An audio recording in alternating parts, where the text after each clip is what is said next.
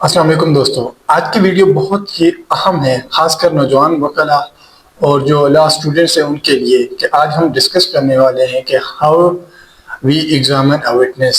آج ہم بات کرنے والے ہیں ایگزامینیشن آف وٹنس کے بارے میں۔ اگر آپ جاننا چاہتے ہیں یہ کیسے کرتے ہیں تو ویڈیو کو لازمی پورا دیکھیے گا۔ گواہ کا بیان سب سے پہلے میں آپ کو بتاتا چلوں کس طریقے سے لیا جاتا ہے۔ گواہ کا بیان 3 مراحل میں لیا جاتا ہے۔ First one is examination in chief, جس میں اپنے ہی وکیل کے سوالات پر گواہ جوابات دیتا ہے۔ Second one is cross examination ہوتا ہے، جس میں مخالف وکیل سوال و جواب کرتا ہے، اور یہ بہت ہی اہم ہوتا ہے کیس کے حوالے سے۔ تھرڈ ون ری ایگزامینیشن۔ تو چلتے ہیں procedure of examination of witness کی طرف کہ کس طریقے سے اور کیسے گواہ کو ایگزامن کیا جاتا ہے۔ یاد رکھیں، گواہوں کو ترتیب میں بلانا یہ عدالت کے اختیار میں ہوتا ہے۔ کون سا سوال یا شہادت قابل قبول ہے یہ بھی عدالت طے کرتی ہے، اس کا فیصلہ بھی جج کرتا ہے۔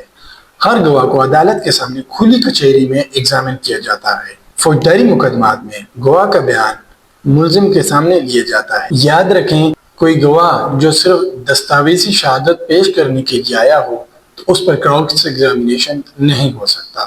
اگر کسی گواہ کو صرف کریکٹر کے حوالے سے بلایا جائے تو اس سے صرف عمومی شہرت کے بارے میں سوال کر سکتے ہیں۔ ایگزامینیشن ان چیف میں لیڈنگ کوسچن نہیں کیے جا سکتے، لیکن یاد رکھیں کہ کراس ایگزامینیشن کے اندر لیڈنگ کوسچن کی اجازت ہوتی ہے۔ اگر کوئی بات تحریری صورت میں موجود ہو تو اس کے بارے میں زبانی شہادت نہیں دی جا سکتی۔ گواہ کو اس کے پچھلے بیان سے کنفرنٹ کیا جا سکتا ہے۔ کراس ایگزامینیشن کے اندر گواہ سے ایسے سوالات کیے جا سکتے ہیں جن سے سچائی یا اعتبار پر اثر ڈالا جائے۔ جج کے پاس اختیار ہوتا ہے کہ وہ توہین آمیز یا غیر مناسب سوالات سے روک دے۔ غیر شائستہ اور فحش سوالات کراس ایگزامینیشن کے اندر نہیں پوچھے جا سکتے۔ ایسے سوالات جو گواہ کی تکلیف اور تذلیل کے لیے ہوں وہ سوالات بھی نہیں پوچھے جا سکتے۔ اگر کسی وکیل کے پاس کسی الزام کے لیے کوئی معقول بنیاد نہ ہو تو ایسا سوال نہیں پوچھا جا سکتا۔ گواہ کے جواب کو اکثر کریکٹر کے حوالے سے مزید کنٹراڈکٹ نہیں کیا جا سکتا۔ اگر کوئی گواہ ہوسٹائل یعنی مخالف پارٹی کے حق میں بیان دے تو عدالت اجازت دے تو اسے اپنا وکیل ہی کراس ایگزامینیشن کر سکتا ہے۔